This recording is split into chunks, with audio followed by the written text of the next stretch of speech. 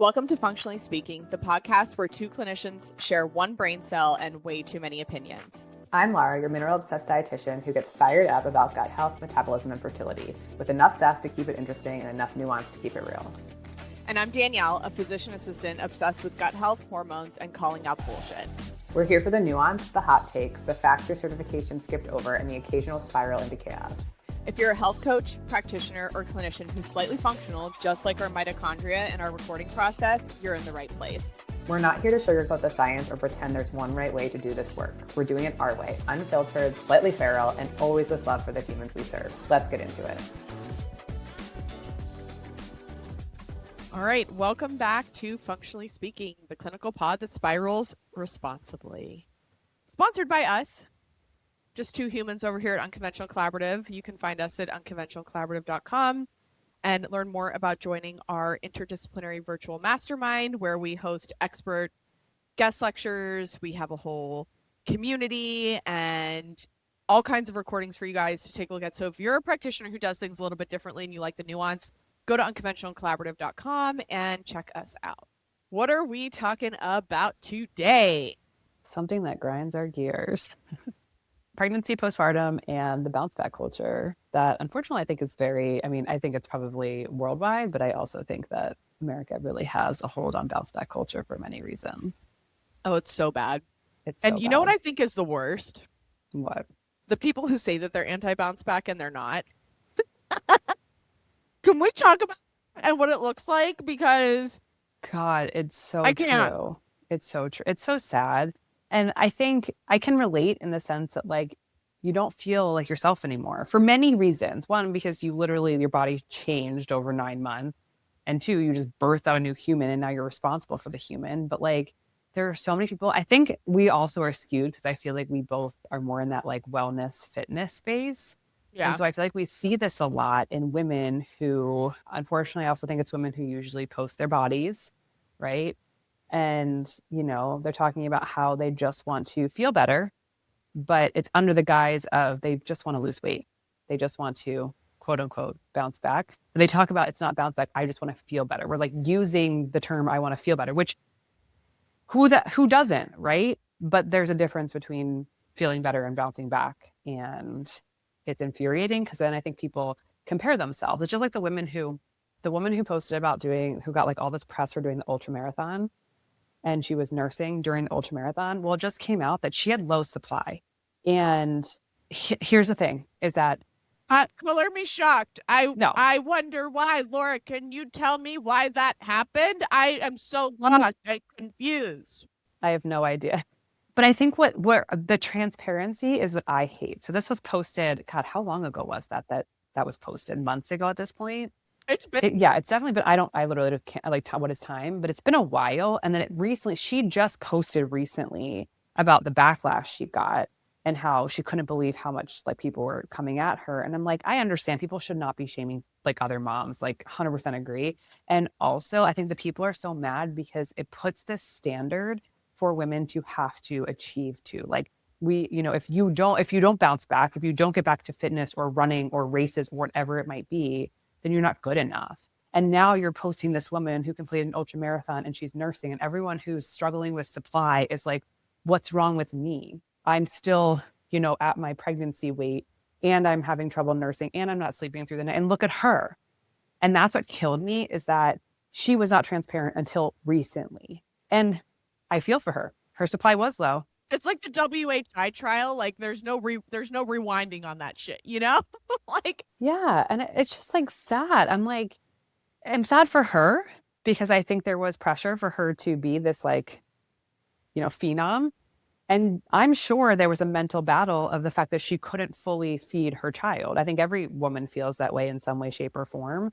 And sometimes it's a choice to change the way you feed your kid. And sometimes it's not a choice. Sometimes literally it's just decided for you whether you are eating enough or not. And I think, unfortunately, you can't it is really hard to be at a certain level of fitness and maintain breast milk supply. No matter how many times these fitness people tell you that, I don't believe it. I think I've sent Danielle multiple times some fitness influencers and they're posting about how they're nursing, but then they're also like, they're like back to their 6-pack and they're working out 5 days a week. And I'm like, they're supplementing with formula, and there's nothing wrong with that. Yeah. There's Yeah. nothing wrong with that. It's the lack of transparency that I loathe, because just tell us. Tell us. Tell us. It's like the people on GLP-1s who are saying it's to feel like myself or lower inflammation. No, you have an eating disorder and like you're just it's that lack of transparency because of the way that it impacts other people. And I think we've talked about this before too. When you have a big following, like I mean, I don't have that big of a following and I still feel like like I have that responsibility to be honest with people. And that doesn't mean sharing every detail of my life and my struggles and this and that, but it is easier for me to do certain things because I work at home and because I don't have kids or, whatever the case is. And that's not a negative. It's just, can you please tell us what the behind the scenes is looking like for you so that we can put it into context? And so women aren't having, I don't even know what I'm not even a postpartum woman. And like, I don't have kids, don't want kids. And I get so about this shit. It's so sad, because then it just creates this narrative to a lot of postpartum women of, what's wrong with me? I'm not good enough. I'm not trying hard enough. I'm not doing enough, when they're doing more than enough usually, and usually need to be doing less. Usually doing too much. And it's so sad, because we've just created this culture. I was talking to a client this morning about it, and she was like, she now has a 1.5-year-old. And I think she went back when her daughter was less than 6 months old, which is very common. I mean, a lot of women go back after less than 3 months. Yeah. And she's like, looking back now, she's like, it's crazy. It's crazy that I didn't spend a whole year home with my daughter. There was like pressure to perform at work and be back at work and get all this stuff done. And she's like, I look back now and I'm like, why? And I'm like, because we live in a society that rewards that and that demands that and doesn't support women staying home for longer and doesn't support women nursing and breastfeeding. And like, I mean, I think we're starting to get there, but we're not there. And so instead we're rewarding performance, whether that performance is work or social media or athletic or body changes, like all of those things are what's rewarded. Yeah, I think something that I was thinking about while you were talking is, Marcus and I saw the statistic and it was that most women stop breastfeeding at the 6-month mark. I go, oh, that's weird. And he goes, and he comes from a big corporate background. He says, no, it's not, Danielle. He's like, women have to go back to work and they're not being supported to pump and breastfeed. Like there's pressure for that. And so obviously, they're not going to be breastfeeding up to that 12-month. And I was like, man, like I knew that, but the way just for him to be able to put that together, I was like, whoa, like my boyfriend does not have a health background. He's an MBA guy. He's a financial advisor. Like, yeah. I mean, I feel like that, I mean, I guess maybe I live more in that space, but I feel like it's totally pretty well known. And it is sad. And you think about logistics. Like I think back to when I worked in the hospital and I was not anywhere near having children yet. And the women there who were pumping, they got like 2 15-minute breaks. Pumping, first off, you have to get hooked up. And that was before there were the portable ones. Like there were no portable ones back then.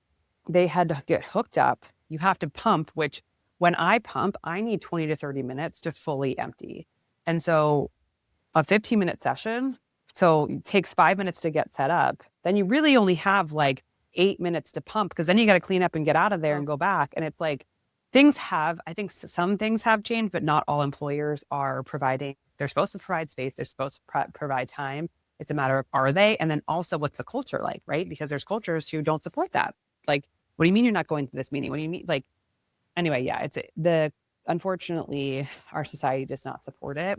And it's really sad. And, I think there's many reasons why women feel the need to bounce back, because they're basically told that like, hey, you're supposed to be back to normal. Yeah. And then they wonder, like, I think a lot of people think that postpartum anxiety and depression is just within that like 4th trimester. And that's totally incorrect. And I can speak from real live experience. I didn't experience postpartum anxiety until I was about 7 or 8 months postpartum. And that too is wild, because at that point, no one cares. They're like, oh, you had a baby so long ago. Like your baby's not new. Like you're fine. Yeah. And so they just chalk it up. Like I remember I went to my doctor and she's like, I think you just need to go to therapy. I think maybe you just need to like sleep more. And I'm like, I have a 7-month-old. Like my baby is not sleeping through the night, nor is it normal for them to sleep through the night at that point. And like, I'm not well. Yeah. Yeah. So I think that it's the fact that people think that like, oh, you should just bounce back. There's no timeline. So I was talking to my PT about this. Relaxin has been found in the body like 5 years postpartum. And we know that hormones can take 2+ years to return. And all is also dependent on if you're still nursing. Right. So we're looking at this. First off, the 6-week timeline is ridiculous. Of like you literally go to your OB and they're like, a man definitely determined that. thumbs up, like you can have sex again. Then people think, okay, by like the 3-month mark, right, I should be back to normal because I'm going back to work. And, I should be able to like run a marathon by the year, like the 6-month year mark, whatever people have, right? And like, I know for me, a year postpartum is when I start like kind of coming back to myself.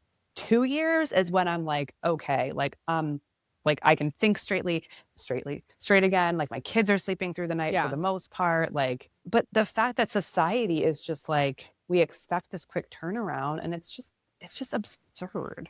I mean, I think to your point, expanding on that, the 6-week postpartum visit propagates all of that, because we know that, oh, baby's seen at day 1, and we like, often, and I don't know exactly what the visit times are in that first however many weeks. Often. But, women often. are birthing a baby or having major surgery in C-section, and people have more touch points when they have their ACL reconstructed than they do for being postpartum, with all these massive shifts. And more is covered insurance-wise. Yes. And it's absurd. Who determined this? Like, and why aren't we revising it? And why aren't we like fighting for this right now? I mean, I guess myself included, who's going to do it, but because they care about babies, they don't care about mothers, they don't care about autonomy. It's really, really wild to me. And I think that just if we had more touch points and more care centered around the woman, when we talk about a prenatal package and I know it's not sold as a package in conventional medicine, we should also be talking to mom about, okay, what are we doing for our mental health? Do we have a dietitian on board for and listen, I know the first trimester can be a holy hell mess, but a lot of women after that, it's my understanding, they tolerate a lot of food better in the second and third trimester. And like supporting that, and in between pregnancies and postpartum, like what are we doing to support women with that and their movement? Like, do we have a pelvic floor PT on board for these things? Do we have a mental health professional? And listen, I am not for giving everything away for free. Just like, oh, here, and like you get a car and you get a car, and that's not what I'm saying. But maybe even in those first 2 months, could we include some mental health checkpoints for women from a mental health professional, and not an OBGYN who's just like, hope this person doesn't have a mental health problem, don't know what to do with that, because they don't. It's not their realm. Well, to be honest though, OBGYNs are not the ones asking those questions. You're getting those questions from the pediatrician. Yeah. And when the pediatrician is asking you that, honestly, I think they're holding their breath and hoping you say nothing, because that's not their specialty. No. And I don't expect that. Like, and also, like, I mean, granted, second time mom, you're less overwhelmed, but first time mom, you're like, is my baby alive? Like, is it like, am I going to break it? Like, you have so many questions, and like, you're so overwhelmed that like, when they ask you how you're doing, you're like, I'm fine. I'm good. I don't know. Like, you're like, literally like, I just am wondering if this baby is fine. Like, am I doing a good job? And so, yeah, I mean, it's, I think it's really unfortunate. And, of course, insurance drives a lot of this, government and whatever. So men are at the root of it, and they don't know. They assume that women just like pop back. I mean, I agree, because they're not even licensed to care for you. Right. Yes. But I also think, I mean, to your point with prenatal care, is that the other thing is that we should be prepping for postpartum. I tell all of my clients who are coming to like trying to conceive in my practice, like, I'm not trying to get you set up just for a baby. Yeah. Obviously, I would love that for you, but I'm also setting you up for long-term success so that you can enjoy the postpartum, not because you're bouncing back, but because you actually like feel different. You feel decent, not different. You feel decent. Like, I think that we literally, the way that prenatal care is now, it's like, is baby okay? Is baby okay? Is baby okay? Oh, you got preeclampsia. Here's a drug. Is baby okay? Is baby okay? Right? Like, it's like very much focused on baby. Like, it's funny because it's reality. It's not funny. Yeah. Like, and we don't really focus on, and I don't say we all don't, like, I very much enjoy my midwife and her practice and the way that they go about it. And there are practices who are focusing on the woman. Yeah. But for the standard of care in most OBGYN offices, like, they're really just focused on baby. And like, are you taking a prenatal? They don't ask you which one. They're just asking if you're doing it. Like, Anyway, so yeah. They can't even put outlets on the right side for us to blow dry our hair, and they're out there making decisions about how we should be functioning postpartum. What did they miss on that leg of the Y chromosome? Forever be asking that. So many questions, but unfortunately I think it's just standard of like, oh, you got one, great, check the box. Yeah. I mean, I think the easiest things to do is to unfollow, like hard unfollow, mute, just like get rid of it. Cause like you're going to likely be on your phone more, especially if you're like Not feeding or funny, nursing a but baby like and you're more isolated because you're funny blow home. your And like, brains out. if you Yeah. can get less isolated and around more normal people, absolutely. But sometimes that's not reality because people are working and have a life and you're home with baby. So literally, like fill For your most feed with women. people who actually make you feel good, not people who make you feel forced to like, do things that you don't need to. Best of luck. Best of luck, Mom. What's in that prenatal? What is it made up of? Is it coming with a separate omega? Like, I mean, there's so many questions to ask about that. Box checked, yeah. So, because we're talking to practitioners, like mostly professionals here, and I mean, this can go for the average everyday person too, but like, what are some things that you can, or that you've helped them with when they feel bombarded with that like bounce back culture? Like, what are some helpful things we can say to those people? I mean, I think part of it too, and it depends where your client is on their journey, but it's working on body image, right? Like, I don't believe in body positivity. I think that becomes really toxic to a lot of people, but body neutrality and being honest. So, like, really, like, this belly feels different. And also, I'm proud of it for birthing of this beautiful child, right? And like, it's learning how to lean into that body image. And if you can get to that Preach. before they're That. pregnant, amazing. But Anything else? unfortunately, sometimes you're I catching can suggest to postpartum, 10 years clients. postpartum, right? And so working on that body image talk and that body neutrality can be so helpful, because then they can start recognizing like, okay, I might not be super happy with this body, but I'm very proud of this body. Yeah. And instead of shaming it and guilting it, we just look at it for what it is and say, yeah, like I grew a freaking life. How cool is that? And I feel like we don't spend enough time supporting women in that. Well, I agree so much. I think I sent something to you and Janie yesterday about a woman talking about being like 6 weeks postpartum and how she didn't want to take her shirt off in the gym because she's just not happy with her body and she feels like, and I'm like, why? We have become so body obsessed that there is no appreciation for what your body just did. And there's no pause in that. And I'm not saying that women aren't thankful. I think that I do also think that there is a lack of intentful thankfulness for that because a lot of people take it for granted about like I had a healthy baby, I had a safe delivery, you know, my baby is progressing well developmentally and all of these things, and it's just this rat race to, oh my God, I have to look better without a shirt on. And listen, again, I always like to preface this with I've never had my body change like that from having a baby, so I cannot understand that. And I also think if we were in a different culture, it would look, you know, if we, I don't know what it's like in Europe or Africa or, you know, and we're not there. We're in the United States, right? And so, yeah, I don't know. It's very hard to watch.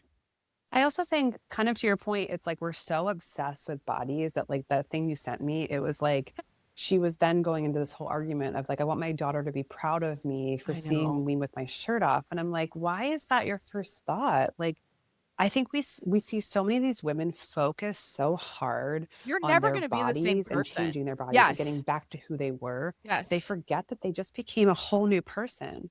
Yeah, but you just became a whole new person. And like, spend some time with your kid. Like, it's okay if you don't take your shirt off. Like, wear an oversized shirt and like call it a day, like it's like, I just feel like we're also making a big deal out of things that aren't a big deal. Like, your body changed. Yes. If people don't expect that, like, ew, just like they're the problem, not you.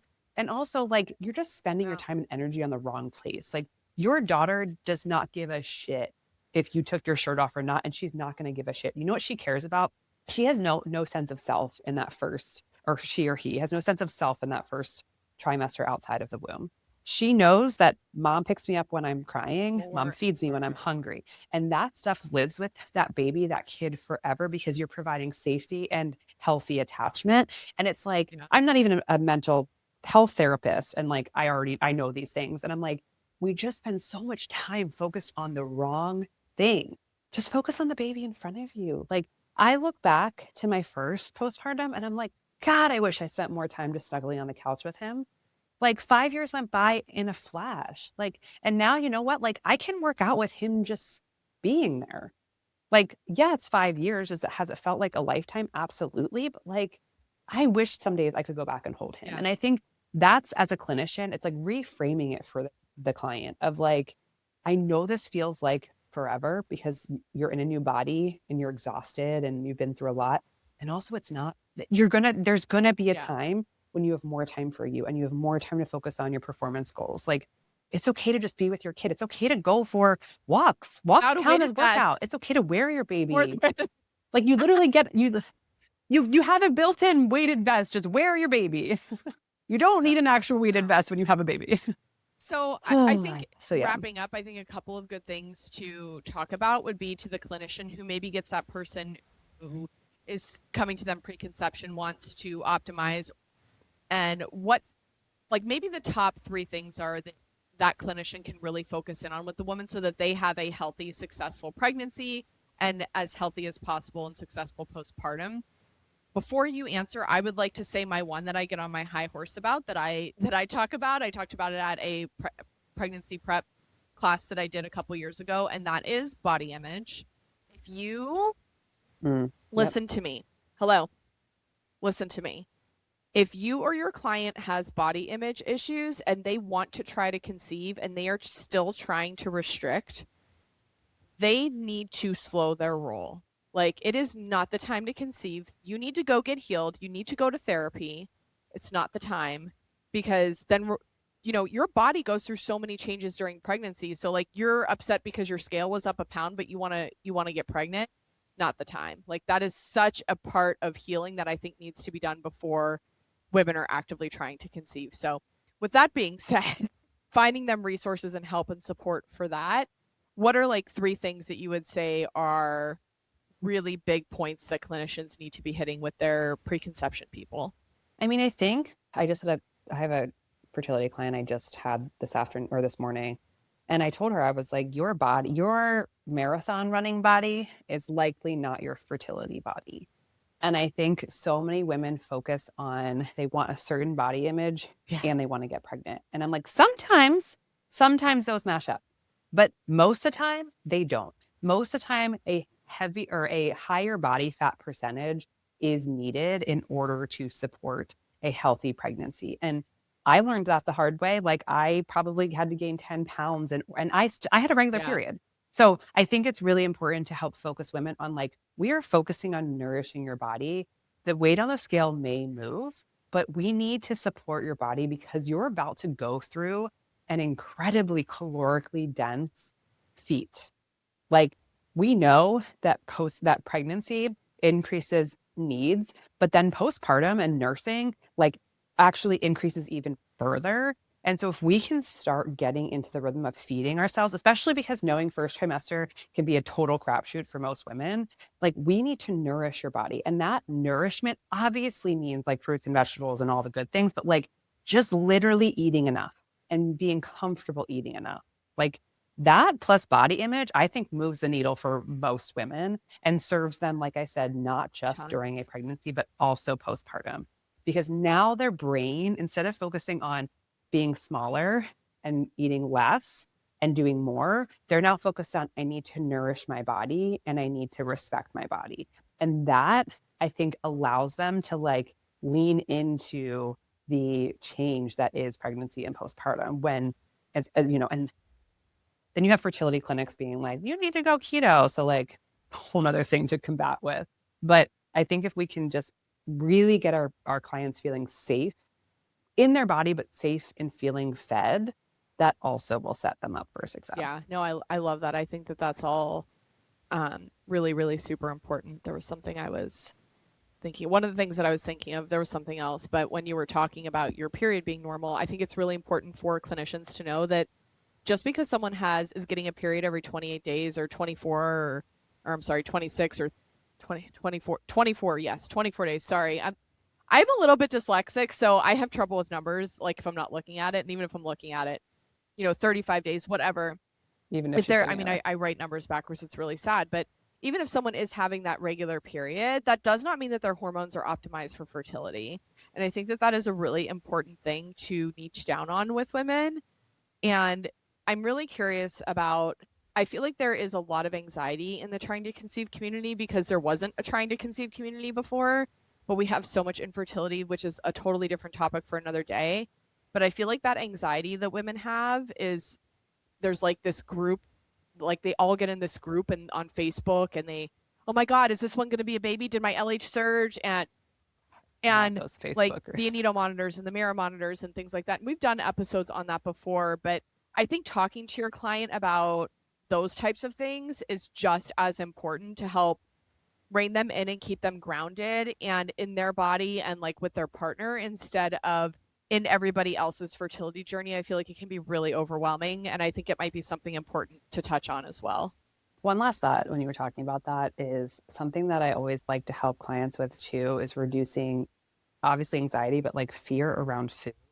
Because so many of them, especially those who have been struggling with getting pregnant or staying pregnant, there's a lot of fear that like caffeine did it, or, they weren't eating the right food, or they shouldn't eat gluten, or whatever it is.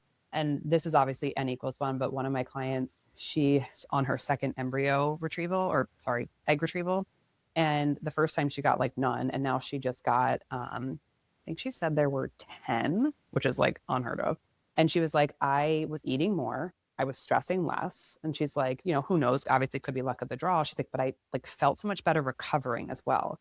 And I'm like, yeah, because we place so much emphasis. I mean, granted, obviously don't drink like 10 Yeah. cups of coffee a day. Obviously alcohol's not like Yeah. the Yeah. obvious Yeah. ones, but there's like, I think because they go down Reddit rabbit holes or Facebook groups or, their mom's friend, best friend's cousin, second, whatever, like neighbor is like, oh, I conceived, I ate 10 blueberries Yeah. a day, like those and people hold on to it. And it's like, if you can be that person for them, if you're like, hey, and I tell all my fertility and pregnant clients this, I say, the second you have a worry about food, Yeah. you message me. So that way we can, one, sometimes just saying it out loud is enough for them to be This like, is ridiculous. okay, Yeah. like I'm good, chill, right? But then at other times, it's just having, as a clinician, you can be that safe sounding board for them to be like, no, because we know that stressing about most foods is far more detrimental, especially in this community, than just eating the food, depending obviously on their health status and what I else they got mean, going on. all the not explicatives, but you know what I'm trying to say. Exceptions. Yeah. Yeah. I don't even know. Yes. Who knows? But yes. It's just like sometimes as a clinician, like you're just there to validate and to hold space and to be a safe sounding board because otherwise, like the Facebook groups are insane. The Reddit Get rabbit out of hole, there. like, and the trying to conceive community, let me tell, I have to Get tell out. all of them. I'm like, please stop going down there and just message me. If I don't know or your OB doesn't know, we'll find Yeah. someone who does. Like we have the resources to find the right people to give you that information. Reddit's going to just, it's going to either tell you what you want to know or tell you exactly what your biggest Yes. fear is. Like, it's likely not going to Yeah. help. No, I totally agree. So this has been good. Well, we're running up on time here. So if you are enjoying our episodes, go rate and review the podcast. And also, if you are looking for a community of coaches, trainers, and practitioners to collaborate on ideas like this, you can visit unconventionalcollaborative.com or the link in our show notes to join our community. And we will see you guys next week.